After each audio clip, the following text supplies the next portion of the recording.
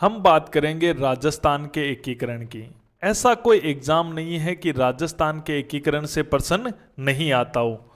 अच्छी तरह से समझना इसको। एग्जाम में इतने गजब के क्वेश्चन आ रहे हैं, सही तरीके से पढ़ोगे तो आपका सिलेक्शन कोई रोक नहीं सकता। नहीं तो क्या होगा, एग्जाम तक हम केवल मैटर इकट्ठा करते रहेंगे, कंटेंट इकट्ठा करते रहेंगे। अब आपको कंटेंट इकट्ठा करने की जरूरत नहीं है। जो मैं बता रहा हूं बस वैसे चलते रहो, सफलता आपके कदमों में होगी और पक्का होगी। जैसे मैं बता रहा हूं बस वैसे चलना आपको।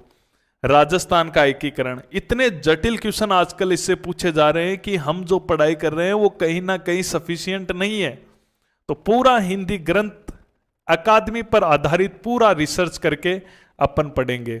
तो एकीकरण के समय जो कुल रियासतें थी, एकीकरण के समय कुल रियासतें थी वो 19 थी। कितनी थी? 19 थी। लेकिन आपको 22 ध्यान रखनी है। 22 रियासतें ध्यान रखनी है। 22 क्यों ध्यान रखनी है? क्योंकि 3 रियासतें और थी। कौन कौन सी थी? ईडर, ईडर के अलावा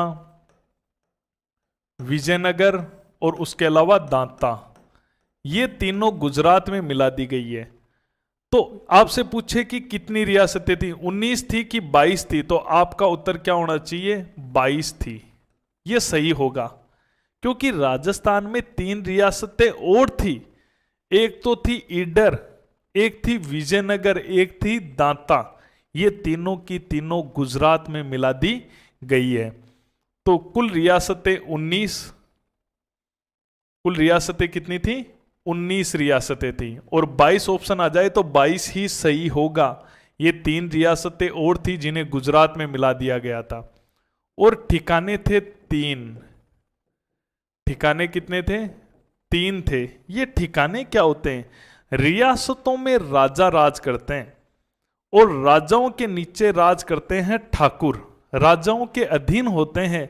लेकिन कुछ ऐसे ठाकुर थे जिनको अंग्रेजों ने राजाओं से अलग कर दिया। राजाओं से मतभेद हो गए उनके, इसलिए उनको राजाओं से अलग कर दिया गया।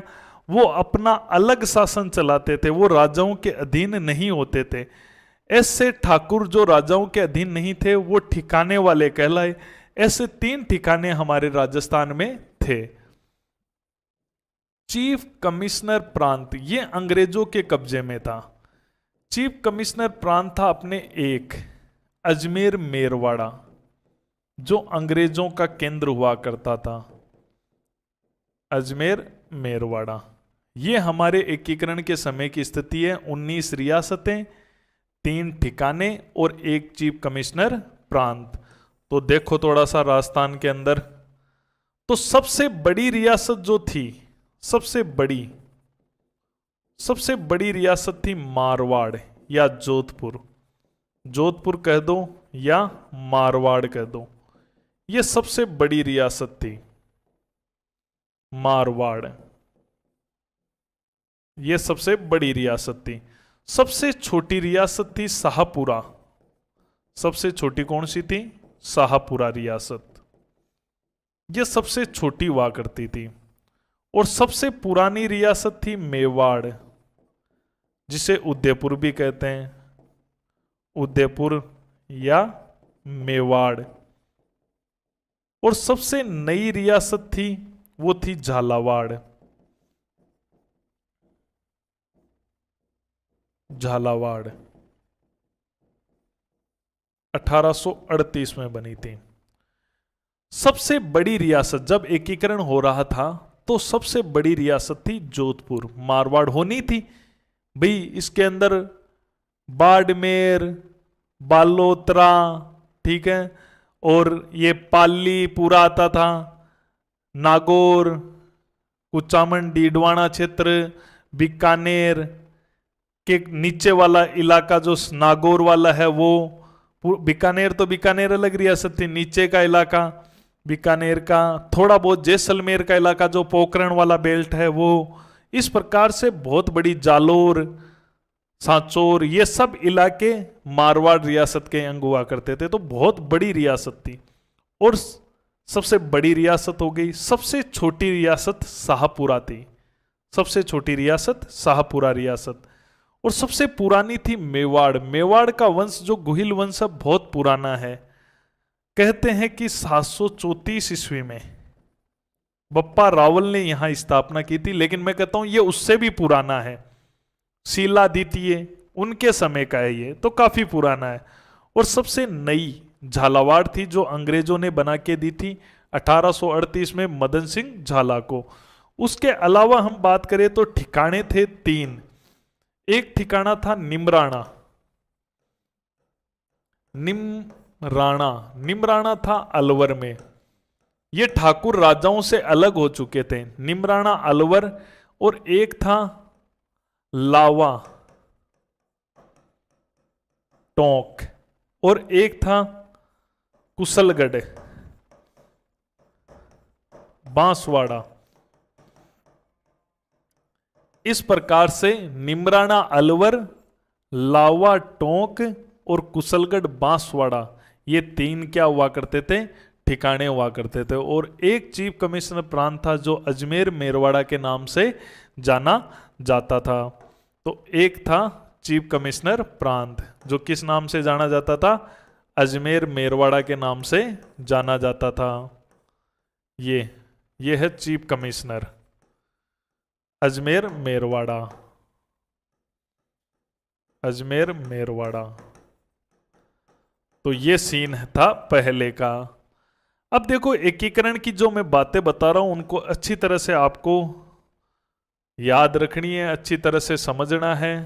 देखो एकीकरण कई चरणों के अंदर हुआ था। एकीकरण कई चरणों के अंदर हुआ। तो सबसे पहले हम बात करें इसके चरण की कि एकीकरण कितने चरणों के अंदर हुआ, क्या कहानी है उसकी। एकीकरण तो एकीकरण कई चरणों के अंदर हुआ था। एकीकरण की डेटें हमें ध्यान रखनी है कि कब कब एकीकरण हुआ था, उसकी दिनांक ध्यान रखनी है।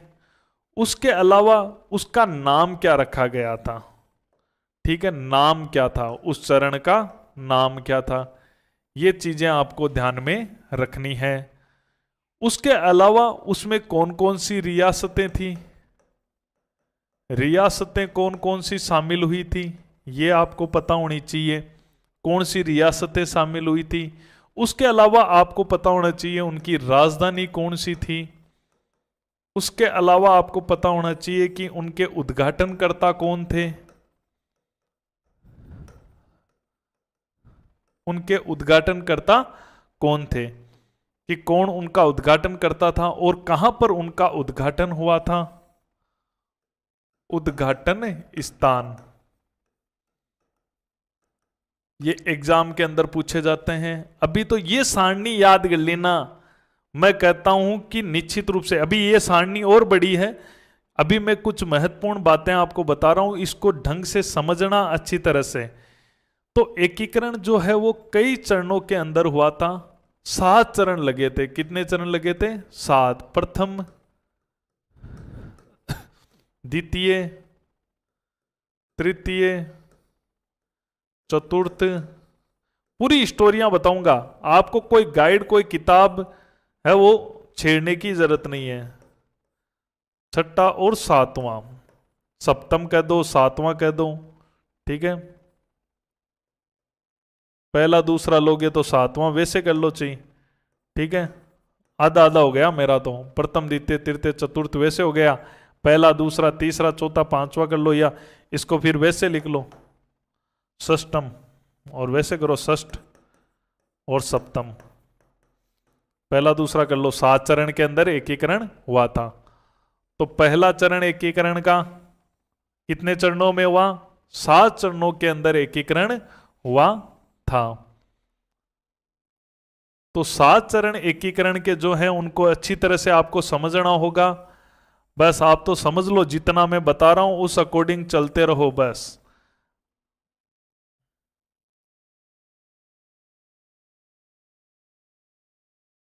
चलो, एकीकरण 7 चरणों के अंदर होता है। पहली चीज 7 चरणों में हुआ। पहले चरण में जो रियासतें शामिल हुई उनकी शॉर्ट ट्रिक है ABCD। केवल शॉर्ट ट्रिक ही ध्यान रखनी है। आपने कई जगह ये ट्रिक पढ़ी भी होगी, कोई दिक्कत नहीं है, मेरे से दोबारा रिवीजन हो जाएगी, टेंशन नहीं लेनी है किसी प्रकार की। ये सदाबहार ट्रिक है और ये हमेशा हर जगह चलती है, ठीक है। तो पहले चरण में जो शामिल हुई थी वो ABCD हुई थी। एक का मतलब है अलवर, बी का मतलब है भरतपुर, और सी का मतलब है करौली, और डी का मतलब है धौलपुर। तो पहले चरण में शामिल हुई थी अलवर, भरतपुर, करौली, धौलपुर। ये 4 पहले चरण के अंदर शामिल हुई। ए यानी अलवर, बी यानी भरतपुर, सी यानी करौली, डी यानी धौलपुर। ये चारों पड़ोसी थे, चारों ही शामिल हो गई। देखो, ए यानी अलवर, बी भरतपुर, सी करौली और डी धौलपुर। ये चारों रियासतें शामिल हुई पहले चरण में। चारों पड़ोसी है ABCD, ये पहले चरण के अंदर शामिल हुई ABCD। दूसरे चरण के अंदर जो शामिल हुई उसकी ट्रिक है बाबू, झाड़ू, किको, परसाटो। बाबू, झाड़ू, किको, परसाटो। ये ट्रिक बड़ी सदाबहार ट्रिक है। बा का मतलब है बांसवाड़ा, बू बूंदी, झा झालावाड़, डू डूंगरपुर, की किशनगढ़, को कोटा, प्र प्रतापगढ़, सा शाहपुरा, टो टोंक। तो बाबू, झाड़ू, की को, परसाटो। पहले चरण में ABCD, दूसरे चरण में बाबू, झाड़ू, की को, परसाटो। तो बाबू बनने के बाद में झाड़ू और की को, परसाटो। तो बाबू, झाड़ू, की को, परसाटो, ये हो गया। दूसरे चरण में यानी बांसवाड़ा, बूंदी, झालावाड़, डूंगरपुर, किशनगढ़, कोटा, प्रतापगढ़, शाहपुरा, टोंक। तो आपसे सीधा क्वेश्चन आ जाए कि दूसरे चरण में कितनी रियासतें शामिल हुई? 1 2 3 4 5 6 7 8 9। इस ट्रिक से बता सकते हो। या क्वेश्चन आएगा कि दूसरे चरण में कौन सी रियासत शामिल नहीं हुई, तो आपको ये 9 रियासतों के नाम इस ट्रिक से याद रहेंगे, तो आप बता दोगे ये शामिल हुई, ये नहीं हुई। और मैं तो कहता हूं पूरी चीजें आपको अच्छी तरह से याद हो जाएगी। तीसरे चरण में कुछ नहीं हुआ, इसी चरण में उदयपुर जोड़ दिया गया। ये 9 रियासतें थी, इनमें उदयपुर और जोड़ दिया गया। तो तीसरे चरण में आपसे पूछे कौन जुड़ा? उदयपुर। या आपसे ऐसे पूछे तीसरे चरण में कितनी रियासतें थी, तो तीसरे चरण के अंदर 10 रियासतें थी। 10 है ना, 9 ये और उदयपुर इसके अंदर जुड़ा है, तो 10 रियासतें थी। जुड़ी केवल एक थी उदयपुर, और थी कितनी रियासतें तीसरे चरण में? 10 रियासतें थी। आपने अगर कहीं पर भी ये पढ़ रखा है, आपको आता है, तो भी इस क्लास को बिल्कुल मत छोड़ना। मैं ऐसी बातें बता रहा हूं, आप ध्यान से सुनना, क्वेश्चन किस प्रकार के आ रहे हैं वो साथ में बता रहा हूं। इसी में ही जुड़ गई ये, उदयपुर जुड़ गया। इसी के अंदर अब जुड़ गए जे जे जे और बी। इसी के अंदर जुड़ गए 4 रियासतें जो राजस्थान की सबसे महत्वपूर्ण भूमिका रखती थी, बड़ी रियासतें थी। पश्चिमी राजस्थान की रियासतें थी। सबसे पहले पश्चिमी राजस्थान की जैसलमेर, फिर जोधपुर, फिर जयपुर, फिर बीकानेर। पश्चिमी राजस्थान में आता है जयपुर का आधा इलाका। भाई सिक्कर कहाँ आता है, झुंझुनू कहाँ आता है, तो ये भी रेगिस्तान में ही आता था। वैसे प्रॉपर रेगिस्तान की 3 थी, ठीक है, जयपुर, ये जैसलमेर, जोधपुर और आपकी बीकानेर। तो याद रखना, जय यानी जैसलमेर, फिर जोधपुर, फिर जयपुर, फिर बीकानेर। ये चौथे चरण में शामिल हुई। तो आपसे पूछे कि चौथे चरण में कितनी रियासतें शामिल हुई, तो आप बताओगे 4 रियासतें शामिल हुई। और चौथे चरण में टोटल कितनी रियासतें हो गई? 9 में एक ये जुड़ के यहां 10 बनी थी, 10 में ये 4 जुड़ के 14 रियासतें इसमें शामिल हो गई। 5वां चरण देखो, 4 + 1 से 5वां चरण बनता है। यानी जो चौथा चरण है चौथे चरण में कितनी रियासतें हुई है? टोटल 14। इसमें पहला चरण मिला दो तो 5। वैसे भी 5 कैसे बनते हैं आप बताओ? 5 कैसे बनते हैं? 4 और 1 को जोड़ने पर 5 बनते हैं। तो चौथे चरण और पहले चरण को जोड़ के 5वां चरण बन गया। इतना इजी काम है ये। ठीक है, 5वां चरण। 5 भी कैसे बनते हैं? 4 में 1 जोड़ा तो चौथे चरण में ऊपर से लाकर ये चरण जोड़ देते हैं। ये लाके इस चौथे में मिक्स कर देते हैं तो 5वें में यही हुआ और कुछ नहीं हुआ। इस चौथा चरण चल रहा था, ऊपर से ये लाके जोड़ दिया है तो 5वां चरण बन गया है। जैसे मैं बना रहा हूं हूबहू वैसा ही आपको उतारना है। अब देखो कितनी रियासतें हो गई? 9, 10, 11, 12, 13, 14 और 4 ये 15, 16, 17, 18। इसका मतलब है एक रियासत बच गई है, 18 हो गई है। ये सिरोही, सिरोही रियासत ये सबसे लास्ट में शामिल हुई। इसको लेकर बड़ा विवाद छिड़ा था। अपन एक एक चरण की मैं आपको ये सारणी भी बता रहा हूं और इनसे आने वाली बातें, इनसे होने वाले विवाद सब पर चर्चा करूंगा। मैं आपके लिए कुछ नहीं छोड़ूंगा वो जो एग्जाम में आने वाला है। बाकी आप अपनी मर्जी से इस नोट्स में कुछ नहीं जोड़ना। सिरोही, सिरोही जो है वो आबू और देलवाड़ा को छोड़कर शामिल हुआ। ये क्या कहानी थी वो भी अपन पढ़ेंगे। लास्ट रियासत शामिल हो चुकी है आबू और देलवाड़ा को छोड़कर। ये कहानी क्या है वो अपन, आबू देलवाड़ा क्यों छोड़े गए, क्या हुआ पटेल के साथ, क्या विवाद हुआ, वो सब बातें मैं आपको बताऊंगा। 7वां जो चरण है, 7वें चरण में इस आबू देलवाड़ा को भी शामिल कर लिया गया। आबू देलवाड़ा, आबू देलवाड़ा भी शामिल हो गया और उसके अलावा अजमेर मेरवाड़ा भी शामिल हो गया। ये अजमेर मेरवाड़ा जो अंग्रेजों का था केंद्र शासित प्रदेश, ये भी शामिल हो गया। अरे एक मध्य प्रदेश से हमने लिया सुनेल टप्पा, इसकी क्या कहानी है वो भी मैं आपको बताऊंगा। मध्य प्रदेश से लिया गया सुनेल टप्पा, तो ये सुनेल टप्पा तो ये शामिल हो गए इसके अंदर। तो पहले चरण में ABCD, दूसरे में बाबू झाड़ू किको परसाटो, तीसरे में इसमें उदयपुर जुड़ गया, चौथे में इसमें जे बी जुड़ गया। 5वां चरण बना है चौथे चरण और पहले चरण को जोड़कर, तो 18 हो गई। अब एक रियासत बची हुई थी तो वो एक रियासत आ गई इसमें सिरोही, जो आबू और देलवाड़ा को छोड़ के शामिल हुई थी।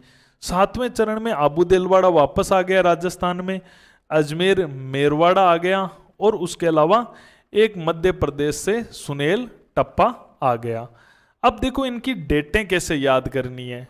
डेटें आप कैसे याद करोगे? देखो डेटें ऐसे याद करोगे कि संपूर्ण 7वां चरण पूरा हुआ, इसका मतलब है कि संपूर्ण राजस्थान का निर्माण हुआ।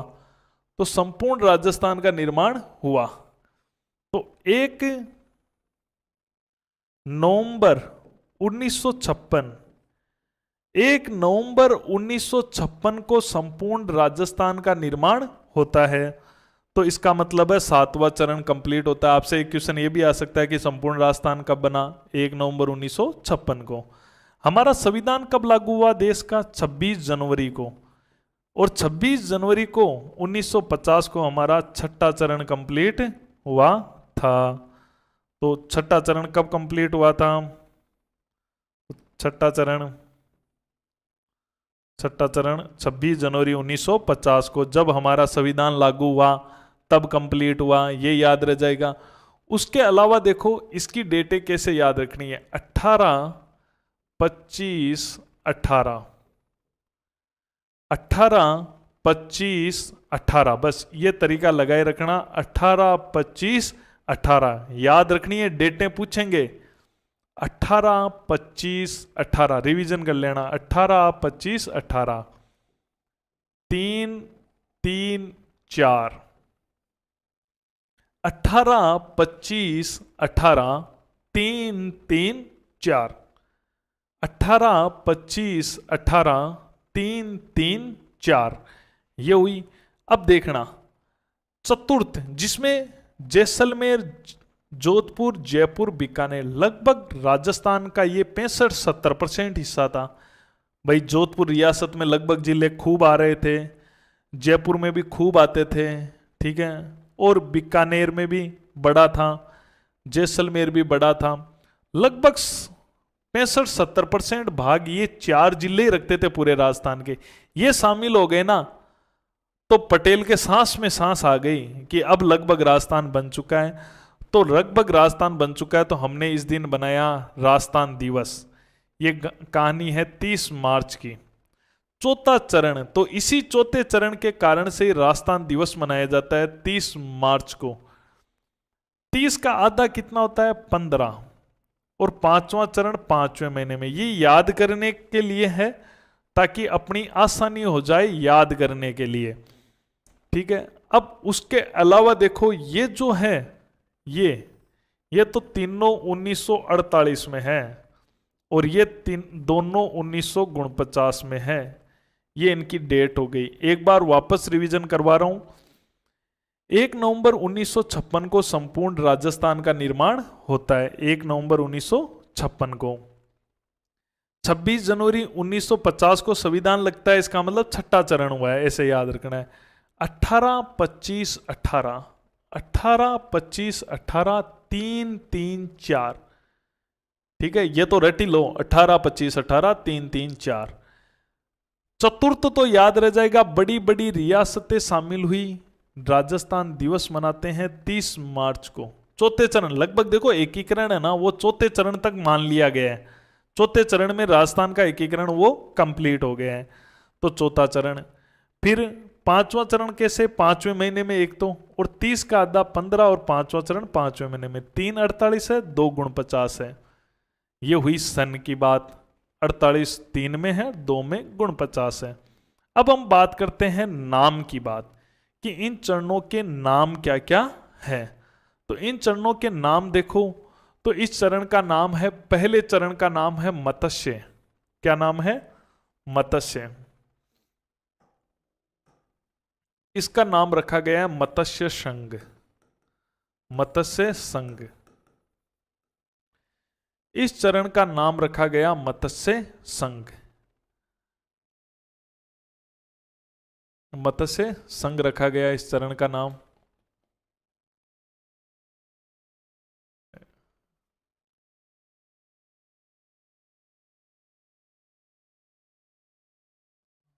मैं यही देख रहा था स्क्रीन पे कि आपको कोई कट तो नहीं लग रहा है। ठीक है, चलो, दिखाई दे रहा आपको मत्स्य संघ। कैमरा यहां तक पहुंच पा रहा है अच्छे से। तो मत्स्य संघ, इसको नाम मत्स्य संघ दिया गया। देखो दिखाता हूं मैं आपको। ये पहले चरण में अलवर, भरतपुर, धौलपुर और करौली शामिल हुआ। इसको नाम मत्स्य क्यों दिया गया? इसको मत्स्य इसलिए दिया गया क्योंकि महाभारत काल में भी ये इलाका मत्स्य नाम से जाना जाता था। जब जनपद युग चलता था तब इसका नाम मत्स्य हुआ करता था, और ये नाम की सिफारिश की थी के.एम. मुंशी ने। के.एम. मुंशी, कन्हैया लाल माणिक्य लाल मुंशी ने इसकी सिफारिश की। सब बातें मैं आपको लिखवा दूंगा। तो कन्हैया लाल माणिक्य लाल मुंशी, के.एम. मुंशी, के.एम. मुंशी ने ही इसका नाम मत्स्य संघ सुझाया था। तो ये मत्स्य संघ नाम क्यों पड़ा? क्योंकि अलवर, भरतपुर, करौली, धौलपुर, इनके इलाके महाभारत काल में मत्स्य नाम से जाने जाते थे। के.एम. मुंशी के कहने पर इसका नाम क्या रख दिया गया? मत्स्य संघ रख दिया गया। इसे कहा गया पूर्वी राजस्थान। क्या कहा गया? पूर्वी राजस्थान कहा गया इसे। दूसरे चरण को पूर्वी राजस्थान कहा गया। पूर्वी राजस्थान, या इसे ही कहा गया संयुक्त राजस्थान। क्या कहा गया? संयुक्त राजस्थान। इसके कई नाम हैं, ठीक है, इसके कई नाम हैं। मैं आपको इसमें इतनी जगह नहीं है, जब मैं आपको दूसरा चरण पढ़ाऊंगा तब मैं आपको बताऊंगा कि इसके और क्या क्या नाम है। तो इसका नाम हो गया अपने पास में, एक तो पूर्वी राजस्थान, इसे राजस्थान संघ भी कहा जाता है, इसे संयुक्त राजस्थान भी कहा जाता है, इसे राजस्थान यूनियन भी कहा जाता है, इसे यूनाइटेड राजस्थान भी कहा जाता है, इसे यूनाइटेड स्टेट ऑफ राजस्थान भी कहा जाता है। कई नामों से दूसरा चरण जाना जाता है।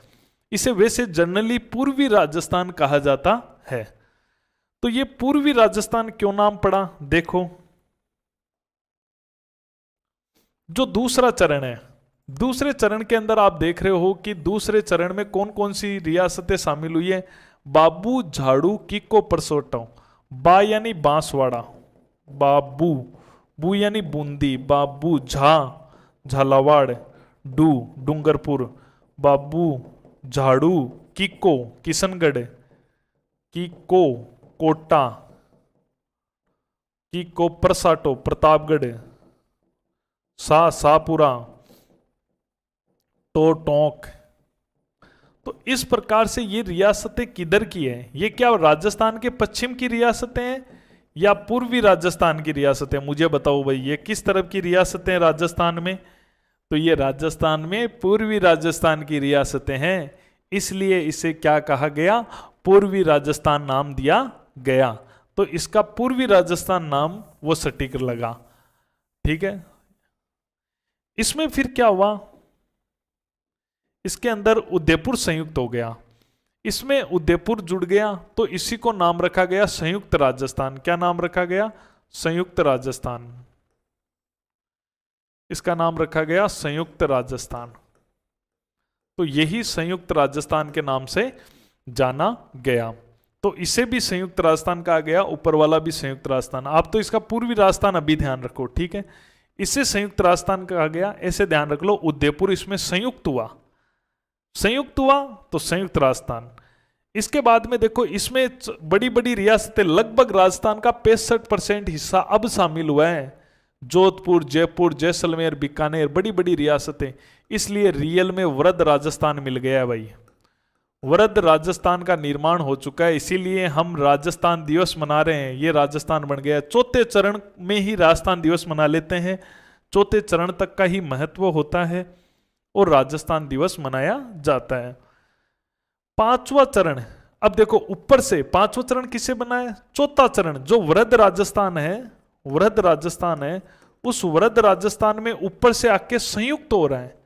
संयुक्त हो रहा है तो मैं इसका नाम रख दूं संयुक्त वृद्ध राजस्थान, संयुक्त वृद्ध राजस्थान। और जो छठा चरण है, छठा चरण को राजस्थान संघ कहा जाता है, राजस्थान संघ। ये नाम इस दूसरे चरण का भी है। और ये हमारा वर्तमान का राजस्थान, वर्तमान राजस्थान, इसे वर्तमान राजस्थान कहा जाता है। वापस देख लो नाम।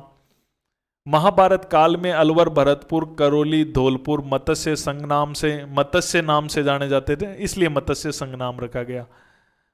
ये सब पूरब की रियासतें शामिल हुई, इसलिए पूर्वी राजस्थान। उदयपुर संयुक्त, संयुक्त राजस्थान। बड़ी बड़ी रियासतें बन गया वृद्ध राजस्थान। वृद्ध राजस्थान में ऊपर से आके संयुक्त हुआ, संयुक्त वृद्ध राजस्थान। राजस्थान संघ और वर्तमान का राजस्थान, ये हो गए अपने इन चरणों के नाम। अब हम बात करते हैं इनकी राजधानी कौन सी थी। तो देखो, इनमें सबसे मेन जो रियासत थी वो थी अलवर रियासत। तो अलवर को राजधानी बनाया गया, सबसे मेन अलवर ही थी, तो अलवर को। इनमें सबसे मेन थी कोटा। बड़ी रियासतें थी ये, इनकी आय बहुत ज्यादा थी, इनका रुतबा बहुत ज्यादा था, तो कोटा को बनाया गया इस चरण में। इस चरण में जब देखो ये उदयपुर इन 9 में मिल गया, तो मेन कौन हो गया? उदयपुर मेन हो गया। तो कोटा को हटा के किसको बना दिया? उदयपुर को। इन 9 में ही तो मिला ना यहां पे उदयपुर तीसरे चरण में। और इनके अंदर फिर ये शामिल हो गई 4, तो उदयपुर हटाकर जयपुर बनाई गई, ये राजधानी हो गई। ऊपर मेन अलवर था, अलवर को बना दी। इनमें मेन कोटा था, कोटा को बना दी। जब उदयपुर इन 9 में शामिल होकर 10 बनी यहां, तो उदयपुर मेन हो गया था, तो कोटा को हटा के उदयपुर बनाई। जब ये इन 10 में ये 4 और शामिल हुई, तो जयपुर मेन था, तो जयपुर को बना दी। अब वो विवाद क्या हुए थे राजधानी को लेकर, कौन सी समितियां बनी थी, वो सब बातें अपन करेंगे। पहले इस चीज को देखो, इस मैप को याद कर लो, 90% क्वेश्चन यहीं से आते हैं। अब अपन बात करते हैं उद्घाटनकर्ता कौन थे। तो उद्घाटनकर्ता थे इसके लिए आपको एक ट्रिक ध्यान रखनी है कि जो है गॉड, गॉड का मतलब होता है ईश्वर, ठीक है। गॉड ने पटका, गॉड ने पटका, तो गॉड ने पटका, तो गॉडगिल गोड यानी गोडगिल, गोडगिल इसका भी गोडगिल है। गोड ने का मतलब है नेहरू, जवाहरलाल नेहरू। पटका, पटका का मतलब है पटेल। तो ये इसके उद्घाटन करता है। अगर पूरा नाम लिखूं मैं तो एनवी गोडगिल, नरहरि विष्णु गोडगिल, एनवी गोडगिल। ये केंद्र में मंत्री हुआ करते थे। और ये है जवाहरलाल नेहरू, जेएल नेहरू। और ये है सरदार पटेल, सरदार वल्लभ भाई पटेल। इसके लिए आप एक ट्रिक ध्यान रख लेना, गोड ने पटका, तो गोड 2 बार आएगा, गोडगिल गोडगिल, ने यानी नेहरू, पटेल पटका। ये ऐसे भी ट्रिक से भी याद कर सकते हो कि गोड ने पटका। और अगर ऐसे याद नहीं होता तो दूसरा तरीका मैं बताता हूं आपको। इन दोनों में तो गोडगिल गोडगिल है। अब देखो, उदयपुर शामिल हो रहा है तीसरे चरण में, मेवाड़ शामिल हो रहा है। मेवाड़ की गरिमा रखने के लिए देश के प्रधानमंत्री खुद उद्घाटन करने आए, क्योंकि मेवाड़ शामिल हो रहा था। तो मेवाड़ शामिल हो रहा था तो खुद प्रधानमंत्री जवाहरलाल नेहरू इसका उद्घाटन करने के लिए आए थे। ऐसे ध्यान रखना ये कहानी। मेवाड़ जो भारत की नहीं पूरी दुनिया की सबसे पुरानी रियासत थी, जिसने हजारों साल, लगभग 1500 साल कंटिन्यू राज किया, वो रियासत शामिल हो रही थी। तो जवाहरलाल नेहरू आए।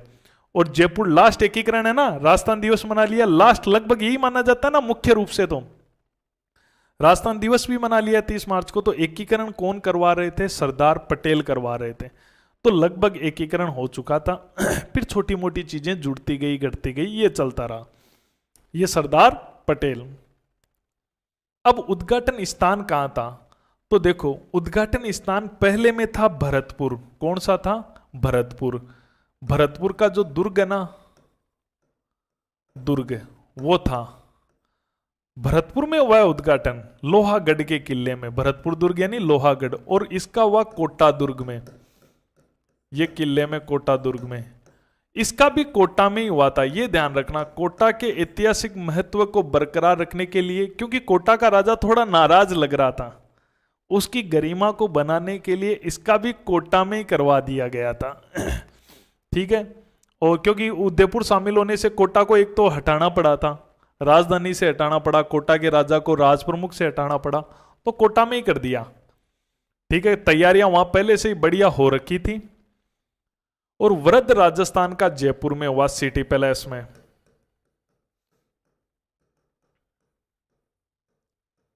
ये जयपुर के अंदर हुआ। तो उद्घाटन स्थान भी आपको ध्यान में रखने हैं। तो एक बार वापस देख लो, इसका पहले चरण का उद्घाटन भरतपुर में हुआ है, लोहागढ़ में। इसका तो कोटा राजधानी में ही हो गया, इसका भी कोटा में ही हुआ, इसका जयपुर राजधानी में हो गया। इन दोनों का जयपुर में ही हो गया, इसका कोटा में हुआ, इसका भरतपुर के अंदर हुआ है उद्घाटन। एक बार मैं आपको वापस समझा देता हूं, फिर आगे चलते हैं। रियासतें जो एकीकरण होता है वो 7 चरणों में होता है। पहले चरण में ABCD, अलवर, भरतपुर, करौली, धौलपुर। दूसरे चरण में बाबू, झाड़ू, कीको, परसाटो। तीसरे चरण में इसमें कौन जुड़ा है? इसमें जुड़ा है उदयपुर। चौथे चरण में इसमें कौन जुड़ा है? JJJB जुड़ा है।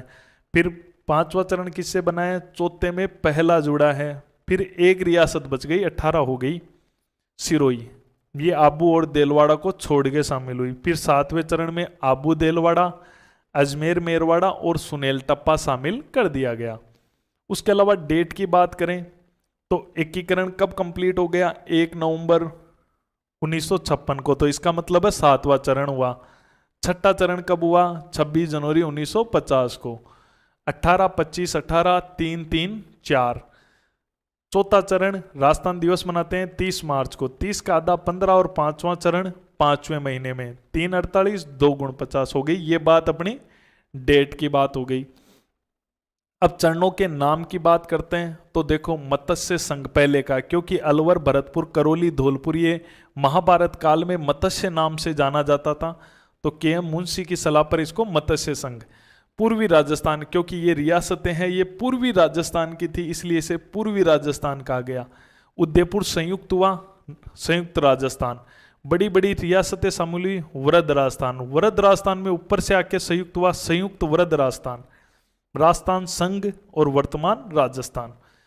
राजधानी तो मेन अलवर थी, गोला कर दिया है मैंने, मेन अलवर थी तो अलवर राजधानी, मेन कोटा था कोटा राजधानी, मेन उदयपुर था उदयपुर राजधानी, मेन जयपुर था जयपुर राजधानी। उद्घाटन करने वाला ही देख लो, गोड ने पीटा, गोड ने पीटा, गोडगिल गोडगिल और नेहरू ने पीटा। ट्रिक भूल गए, कोई बात नहीं, दो का गोडगिल है, ने जवाहरलाल नेहरू खुद आए और लास्ट में संपन्न पटेल ही कराने वाले थे, एकीकरण उन्हीं के हाथों में था। उनके हाथों में क्यों था, किस लिए था, वो अपन पढ़ेंगे, ठीक है।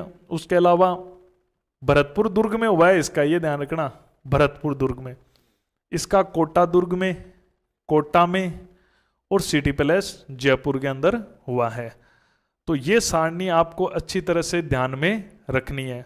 उसके अलावा भी आपको एक सारणी और ध्यान में रखनी है, आजकल एग्जाम में बहुत पूछा जा रहा है।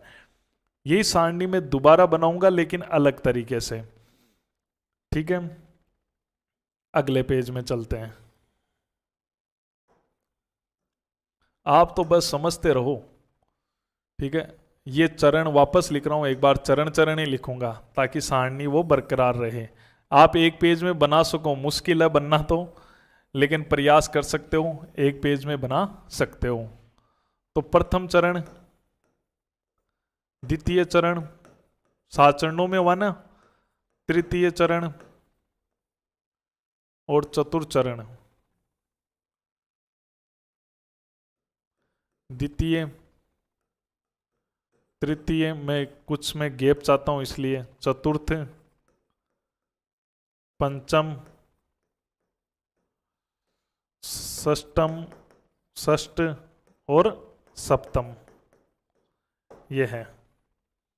तो प्रथम चरण देखो,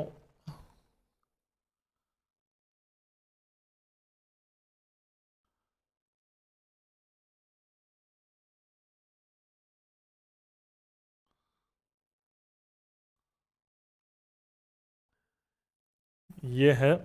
ये सारणी याद कर लोगे ना तो ऐसा ऐसा क्वेश्चन आप हल कर दोगे कि मजा आ जाएगा आपको।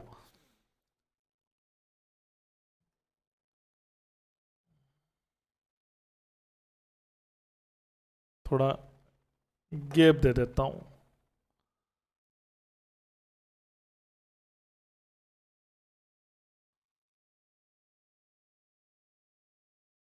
ठीक है।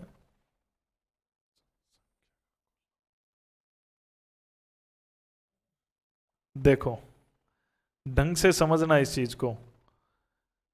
हम बात करते हैं चरण के अंदर राज प्रमुख की, कि राज प्रमुख किसे बनाया गया कौन से चरण में। फिर अपन बात करते हैं कि वरिष्ठ राज प्रमुख किस, उपराज प्रमुख किसे बनाया गया, उपराज प्रमुख। फिर हम बात करते हैं कनिष्ठ किसे बनाया गया, वरिष्ठ और कनिष्ठ उपराज प्रमुख, प्रमुख, वो हम बात करते हैं। उसके अलावा हम बात करते हैं कि यहां पर जो जनसंख्या थी वो जनसंख्या कितनी थी, यहां पे जनसंख्या कितनी थी,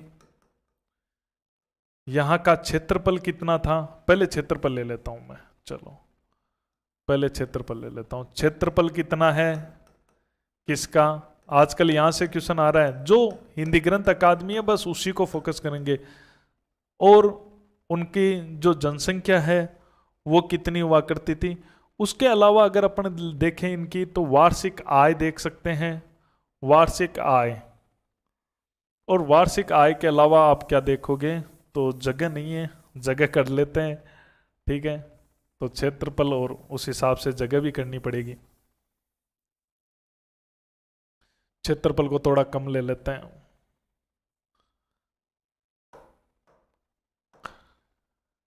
क्षेत्रफल, अरे ये क्षेत्रफल हो गया। क्षेत्रफल के अलावा जनसंख्या, जनसंख्या ले लेते हैं। और जनसंख्या के अलावा वार्षिक आय ले लेते हैं कि इनकी आय कितनी थी टोटल। और सबसे मेन चीज के लिए जिसके लिए मैं जगह बना रहा हूं, एग्जाम में धांसू क्वेश्चन आने वाला है और उस धांसू क्वेश्चन के लिए ही मैं जगह बना रहा हूं।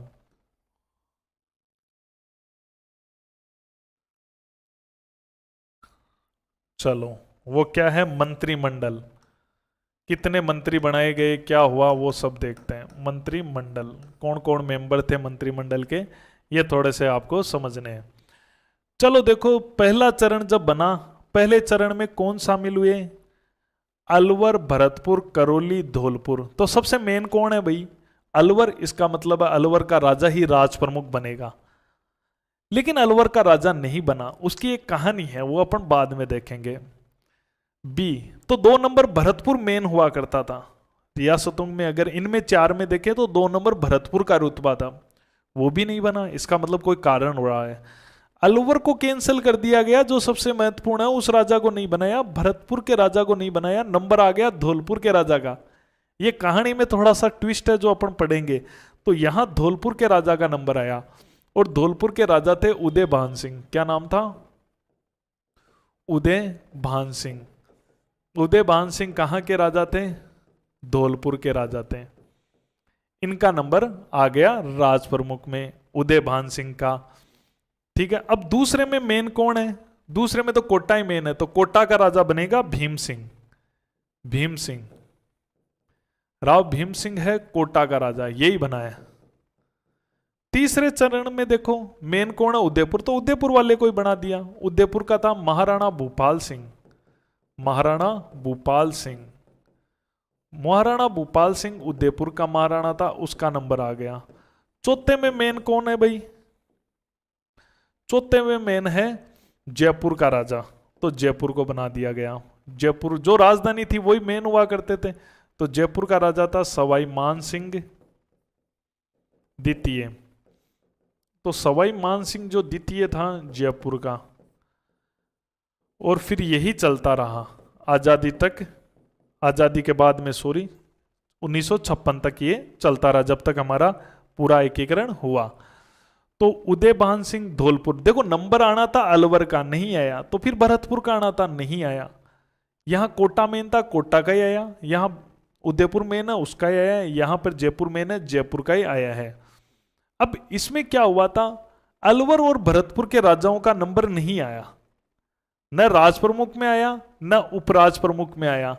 यहां पर एक पोस्ट बनाई गई, केवल वरिष्ठ नहीं थी, केवल उपराज प्रमुख की थी, और वो नंबर आया गणेश पाल का, करौली वाले का। इसका मतलब है कि भरतपुर और अलवर वालों को छोड़ा गया है। वो कुछ गड़बड़ हो गई थी, वो अपन पढ़ेंगे प्रथम चरण में क्या समस्याएं आई थी। यहां कोई कनिष्ठ उपराज प्रमुख नहीं है, यहां केवल एक ही पोस्ट है, केवल सिंपल राज प्रमुख की। कोई बड़ा कोई छोटा उपराज प्रमुख नहीं है, केवल एक ही है उपराज प्रमुख, है गणेश पाल। ठीक है, उसके अलावा अगर अपन बात करें कि यहां का क्षेत्रफल कितना था, यह भी एग्जाम में आ जाता है। तो यहां का क्षेत्रफल था 12,000 वर्ग किमी। कितना था, 12,000 वर्ग किमी यहां का क्षेत्रफल। देखो जो हिंदी ग्रंथ अकादमी में दे रखा है, हम केवल उसी अकॉर्डिंग चलेंगे। और जनसंख्या बता रखी थी 18.38 लाख, 18 लाख के करीबन यहां की जनसंख्या हुआ करती थी। और वार्षिक आय दे रखी है 184 लाख, ये यहां की वार्षिक आय थी।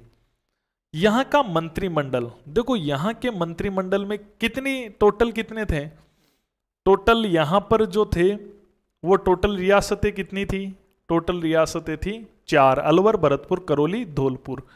तो अलवर से शामिल किया गया था मास्टर भोलानाथ को। किसको शामिल किया गया, मास्टर भोलानाथ। ये पूछेंगे आपसे क्वेश्चन और धजियां उड़ा देंगे ये question. Master Bholanath, master Bholanath तो थे अलवर से। कहां से थे, अलवर से।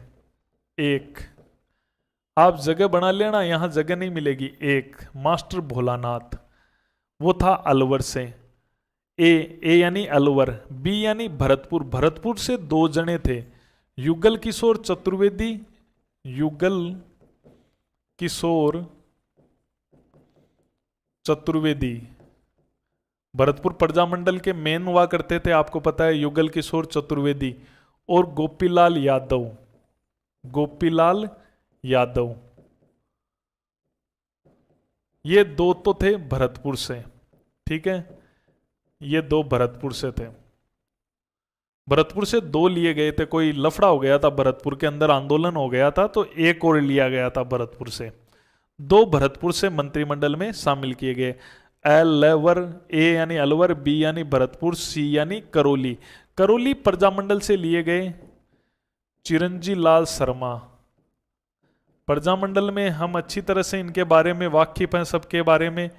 तो करौली से आए चिरंजी लाल वर्मा। अब कौन बच गया? धौलपुर बच गया। धौलपुर से लिया गया डॉक्टर मंगल सिंह को, डॉक्टर मंगल सिंह, ये लिया गया धौलपुर से। तो ये तो केवल और केवल ये किस चरण के हुए हैं? प्रथम चरण के हुए हैं। जगह नहीं है वो अपन एडजस्ट कर लेंगे, ठीक है। मंत्रिमंडल ये हुए अपने 5 मेंबर, आप कोमा लगा लगा के लिख लेना चाहिए, ठीक है। उसके अलावा दूसरे चरण में राज प्रमुख तो भीम सिंह को बना दिया कोटा, क्योंकि कोटा ही मेन था तो कोटा वाले को बना दिया। इसमें क्या हुआ, इसके अंदर 2 पोस्टें बनाई गई, क्योंकि कोटा के बाद में कौन था? नंबर 2 पर बूंदी था। तो बूंदी के राजा जो थे बहादुर सिंह, बूंदी के राजा कौन थे? बहादुर सिंह। बूंदी के राजा को वरिष्ठ बनाया गया, बहादुर सिंह बूंदी, इनको वरिष्ठ बनाया गया। इसके बाद में तीसरा महत्व रखती थी डूंगरपुर रियासत। तो डूंगरपुर के जो रावल थे लक्ष्मण सिंह, उनको कनिष्ठ बना दिया गया, डूंगरपुर वालों को कनिष्ठ बना दिया गया। यहां पे शांत किया गया भाई। दूसरे चरण में ये रियासतों में मेन कोटा थी तो इसको राज प्रमुख, बूंदी 2 नंबर थी तो इसको उपराज प्रमुख भी 2 बनाए, वरिष्ठ तू है कनिष्ठ तू है, ऐसे बना दिया गया। उसके अलावा इसका जो क्षेत्रफल है वो 16,807 वर्ग किलोमीटर था, 16,000 के लगभग था। ये 12,000 था, ये 16,000 के लगभग था, 16,807। और इसकी जो जनसंख्या है वो 23.5 लाख थी, 23-23.5 लाख के करीबन इसकी जनसंख्या हुआ करती थी। और इसकी जो आय है वो लगभग 200 लाख यानी 2 करोड़ के आसपास इसकी आय हुआ करती थी, ठीक है। ये अब इसका मंत्रिमंडल का क्या हुआ? इसका मंत्रिमंडल नहीं बना। दूसरे का मंत्रिमंडल क्यों नहीं बना? केंद्र सरकार ने इसको रोक दिया था। क्यों रोक दिया था? क्योंकि कहानी है ये, अपन पढ़ेंगे। क्योंकि तीसरे चरण वाले मेवाड़ के जो महाराणा थे भूपाल सिंह, उन्होंने कहा मैं शामिल होने को तैयार हूं, आप मुझे शामिल कर लो। तो अब उद्घाटन की पूरी तैयारियां हो गई थी, इस कारण से फिर तीसरा चरण है ना कुछ दिन बाद में वापस बनाना पड़ा। नहीं तो दूसरा और तीसरा एक साथ ही बन रहा था, 6 चरण में ही होता है एकीकरण। लेकिन कहानी है वो मैं आपको बताऊंगा उस समय क्या हुआ था। तो दूसरे चरण का मंत्रिमंडल वो है, मैं यहां कर देता हूं, आप भी कर देना, क्रॉस है। दूसरे चरण का मंत्रिमंडल नहीं बना है, तो दूसरे चरण का मंत्रिमंडल नहीं बना, ठीक है। मंत्रिमंडल क्रॉस हो गया दूसरे चरण का, ठीक है। तीसरे चरण के अंदर क्या होता है कि वही बात आती है, नई नई रियासतें शामिल होती है। अब उदयपुर शामिल हो गया ना, तो कोटा वाले राजा को यहां से ट्रांसफर कर दिया गया यहां पर। भाई कोटा वाला यहाँ राज प्रमुख बना हुआ ना, अब तीसरे चरण में कौन बना है? उदयपुर वाला भूपाल सिंह, तो इसको ट्रांसफर कर दिया यहां पे, और बहादुर सिंह को ट्रांसफर कर दिया यहां पे, बस इतना ही हुआ। तो भीम सिंह आ गया इधर, वरिष्ठ में आ गया। अब इसको थोड़ा सा डिमोशन हो गया क्योंकि कोटा वाला बन गया ना, तो कोटा वाला तो आ गया इधर भीम सिंह, और बहादुर सिंह आ गया इधर, बहादुर सिंह बूंदी इधर आ गया, और वो रावल लक्ष्मण सिंह बचा हुआ है डूंगरपुर वाला, वो इधर है ही, रावल लक्ष्मण सिंह, वो तो पहले से ही है यहाँ पे। और बूंदी वाले को भी इधर डाल दिया गया है, और रावल लक्ष्मण सिंह, तो इसको यहां ट्रांसफर कर दिया, इसको यहां ट्रांसफर कर दिया, क्योंकि ये आ गया ना, तो इसको कोटा वाले को। तीसरे चरण में उदयपुर शामिल हो गई थी इन 9 रियासतों में, तो कोटा को इधर लिया है वरिष्ठ उपराज प्रमुख में, और इसको कनिष्ठ में डाल दिया गया। उसके अलावा यहां पर जो इसका क्षेत्रफल है वो लगभग है 27,977 वर्ग किलोमीटर हो गया है। 27,000 लगभग यानी 28,000 के आसपास इसका क्षेत्रफल हो गया है। 42.6 लाख इसकी जनसंख्या हो गई है, लगभग 42 लाख जनसंख्या तीसरे चरण की हो गई थी। और आय की बात करें तो 3.16 करोड़ इसकी आय हो गई थी। बस इसके अलावा ये क्षेत्रफल वगैरह किसी के नहीं पढ़ने हैं, यानी डैश डैश कर दूं या क्रॉस कर दूं एक ही बात है। 3 के याद करने, ये जनसंख्या 3 की याद करनी है और 3 के ही वार्षिक आय याद करनी है। हिंदी ग्रंथ अकादमी में इन्हीं के ही दे रखे हैं, पूछ लेते हैं एग्जामिनर, तो ये अपन को याद नहीं रखना है। अब ये मान सिंह तो चला आ रहा है राज प्रमुख। अब इस चरण में क्या होता है, इस चरण के अंदर जो ये चतुर्थ चरण है, चौथे चरण में आपको पता है एक रियासत और शामिल होती है, जोधपुर। तो जोधपुर का राजा, ये भीम सिंह कोटा वाले को यहीं रखते हैं, लेकिन जोधपुर का राजा हणवंश सिंह और शामिल हो जाता है। चौथे चरण में जोधपुर शामिल होता है ना, तो इसको वरिष्ठ बना देते हैं, हनुवंश सिंह को क्या बना देते हैं, ठीक है, जोधपुर वाले को। इसमें बाकी सेम ही है, इस भीम सिंह को भी रख लेते हैं, इसमें कोई दिक्कत नहीं है। इधर इन दोनों को रख लेते हैं, बहादुर सिंह को, बहादुर सिंह और रावल लक्ष्मण सिंह, दोनों को सेम रख लेते हैं। केवल एक हमने यहाँ पे क्या चेंजेस किया कि वो जोधपुर रियासत वाला आ गया था, उसको यहाँ पे डाल दिया।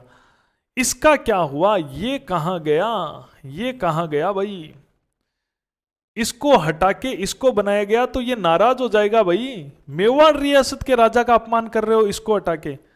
तो सब राजाओं ने कहा कि मेवाड़ पुरानी रियासत है, इसको राज प्रमुख पद से कैसे हटाएं, तो कहा कि इसको और बड़ा पद दे दो, एक नई पोस्ट बना दो, महाराज प्रमुख, और कहा कि आप जब तक हो तब तक ये पोस्ट महाराज प्रमुख की रहेगी। तो इनके लिए एक नई पोस्ट इस चौथे चरण में निकाल कर लाए थे ये, और वो पोस्ट लाए थे महाराज प्रमुख की। कौन सी पोस्ट लाए थे, महाराज प्रमुख। और ये 1955 तक रहे, क्योंकि 1955 में इनकी मृत्यु हो गई। तो 1955 तक ही हमारे राजस्थान में महाराज प्रमुख की पोस्ट हुई। इनको बना दिया गया कि आप जब तक जिंदा हो, आपके जिंदा हो तब तक महाराज प्रमुख की पोस्ट रहेगी। तो 1955 तक महाराज प्रमुख की पोस्ट रही, 1955 तक इनकी मृत्यु तक ये पोस्ट रही थी महाराज प्रमुख की। तो इनको सम्मान देने के लिए, बाकी जयपुर वाला राज प्रमुख बन गया और ये कहानी हुई। अब देखो, ये वृद्ध राजस्थान है, चतुर्थी तो मेन है, चतुर्थी तो वृद्ध राजस्थान है, जब अपन लगभग राजस्थान बना चुके हैं। इसका मंत्रिमंडल बड़ा इंपॉर्टेंट है। अभी तो तीसरे का भी नहीं देखा हमने, है ना, इस तीसरे का भी मंत्रिमंडल नहीं देखा, तीसरे का भी देखना है, लेकिन चौथे का सबसे इंपॉर्टेंट है। तो तीसरे का जो मंत्रिमंडल है वो मैं यहाँ पे तीसरे का लेके आ रहा हूँ, दूसरे में तो था ही नहीं ना, ये पहले का है। तो तीसरे का मंत्रिमंडल देखो, तीसरे का आएगा इसमें। तो तीसरे में आपको रियासतें पता है, बाबू झाड़ू, किको, परसाटो, ठीक है, वो, और उसके अलावा उदयपुर मिक्स तीसरे में हो गई थी ना, उदयपुर मिक्स। बाबू झाड़ू, किको, परसाटो तो दूसरे में थी, लेकिन दूसरे में बनाया नहीं गया था। इसलिए नहीं बनाया गया था कि उदयपुर ने कहा कि मैं शामिल होना चाह रहा हूं दूसरे में। उदयपुर को कहा एक बार रुको, उद्घाटन की तैयारियां हो गई है, अब आपका वापस कर देंगे, ठीक है, उद्घाटन एक बार रुक जाओ। तो इसलिए मंत्रिमंडल भी रोक दिया गया था दूसरे चरण में। प्रॉपर तीसरे चरण में काम हुआ। तो देखो, तीसरे चरण में बू, बू का मतलब बूंदी, बाबू, बूंदी में से शामिल हुए थे ब्रज, बूंदी, बूंदी आपको पता चल गया, बूंदी से शामिल हुए थे एक तो ब्रज सुंदर शर्मा, बूंदी से ब्रज सुंदर शर्मा बूंदी से शामिल हुए, बूंदी प्रजामंडल से जुड़े हुए थे ब्रज सुंदर शर्मा। बाबू झा, झालावाड़ से कोई नहीं था इसमें, झाड़ू, ड़ू यानी डूंगरपुर, ड़ू, भोगीलाल पांड्या, ध्यान नहीं, डूंगरपुर का सबसे मेन भोगीलाल पांड्या, भोगीलाल पांड्या, तो भोगीलाल पांड्या, तो भोगीलाल पांड्या हो गया, ठीक है, डूंगरपुर से।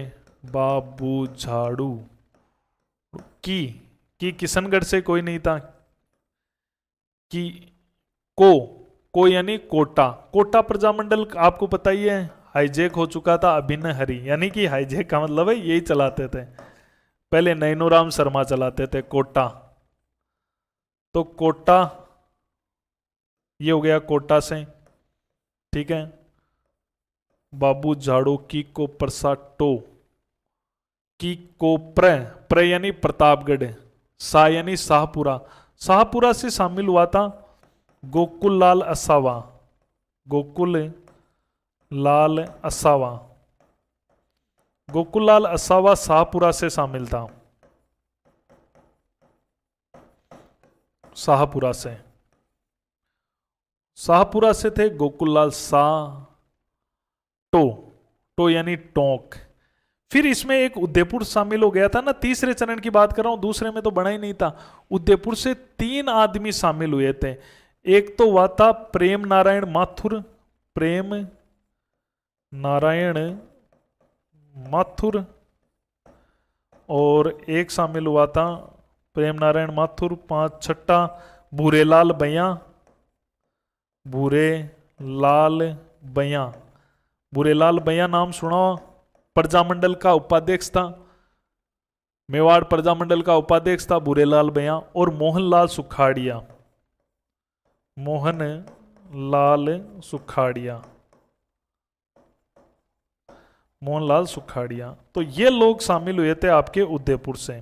तो 7 जने शामिल हुए थे। ये कितने जने शामिल हुए थे? 7 जने शामिल हुए थे। तो उदयपुर से 7 जने शामिल हुए। तो इस प्रकार से ये तीसरा चरण है। चौथे चरण के देखें अपन तो चौथा ही तो मेन है, वृद्ध राजस्थान। तो चौथा चरण का मैं अलग से इसमें ही बना देता हूं। चौथा चरण, चतुर्थ चरण का मंत्रिमंडल, चौथा चरण का मंत्रिमंडल कौन सा था? तो चौथा चरण का मंत्रिमंडल तो अब रियल, अब तो जयपुर जोधपुर सब शामिल हो गए हैं, ठीक है। तो इसका जो होगा वो बेस्ट होगा। तो जोधपुर से लिए गए थे ज्यादा, जोधपुर से राजा को लिया गया, हणवंत सिंह को। हणवंत सिंह जो राजा थे, एक ही ऐसे हैं जो मंत्रिमंडल में शामिल हुए हैं, देखो। तो नंबर 1 महाराजा हनुमंत सिंह, हनुमंत सिंह राजा भी शामिल हुए, हनुमंत सिंह। एक उसके अलावा था नरसिंह कच्छावा, नरसिंह कच्छावा। नरसिंह कच्छावा आपको याद होगा, प्रजामंडल से जुड़ा हुआ आदमी है, जो डाबड़ा कांड में भी आए थे, वही है ये, ठीक है। डाबड़ा कांड में भी ये थे। फूलचंद बाफना, फूलचंद बाफना। तो ये 3 तो थे जोधपुर से। और उसके अलावा अगर अपन बड़ी रियासत की बात करें तो बड़ी रियासत कौन सी थी? उदयपुर।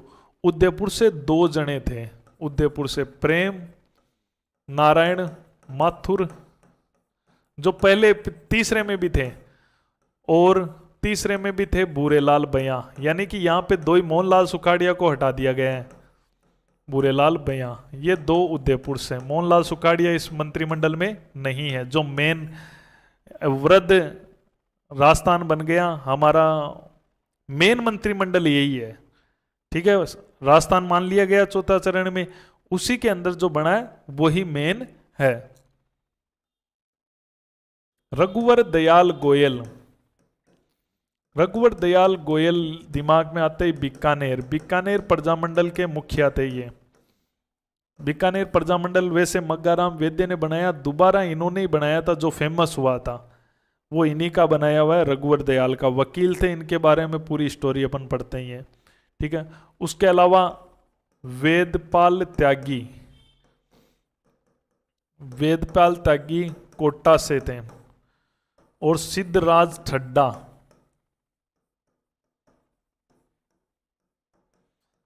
ये जयपुर से थे। तो ये 8 जने हैं, ये मंत्रिमंडल के अंदर शामिल थे। तो ये 8 जनों का मंत्रिमंडल आपको ध्यान में रखना है, चौथा। फिर पंचम, पंचम में क्या हुआ था? पंचम चरण आपको याद है कि इसमें ऊपर से आकर एक रियासत मिली थी, तो उसका जो शोभाराम कुमावत, उसका जो ये एक रह गया क्या? प्रधानमंत्री नहीं बताए थे क्या इनके? चलो अब बता देता हूं, मंत्रिमंडल के बाद में प्रधानमंत्री की लिस्ट और बना देता हूं, ठीक है।